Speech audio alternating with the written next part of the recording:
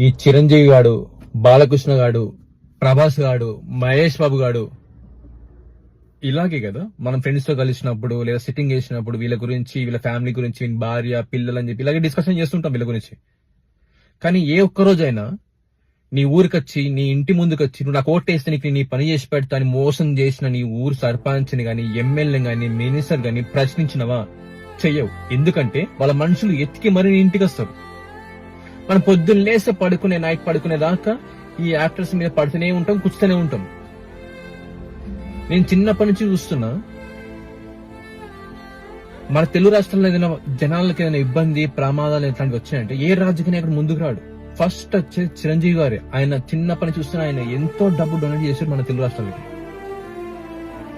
మీ ఇంట్లో blood cancer ఉందంటే వెళ్ళి బాలకృష్ణ హాస్పిటల్ ముందు నిలవాడు, నీ కులం చూడడు, మతం చూడడు, ఫ్రీగా ట్రీట్మెంట్ చేసి పంపిస్తాడు.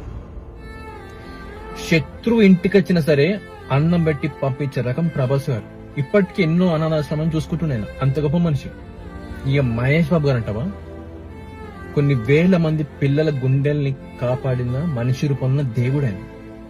ఇట్లాంటి మనుషులు ఇండస్ట్రీకి చాలా మంది ఉన్నారు. జనాలు సొసైటీలో ఎట్లున్నారంటే, మాట ఇచ్చి సహాయం చేస్తానని మాట ఇస్తారు కదా, చేయని వాళ్ళకి ఏమో మనం జైలు కొడుతుంటాం.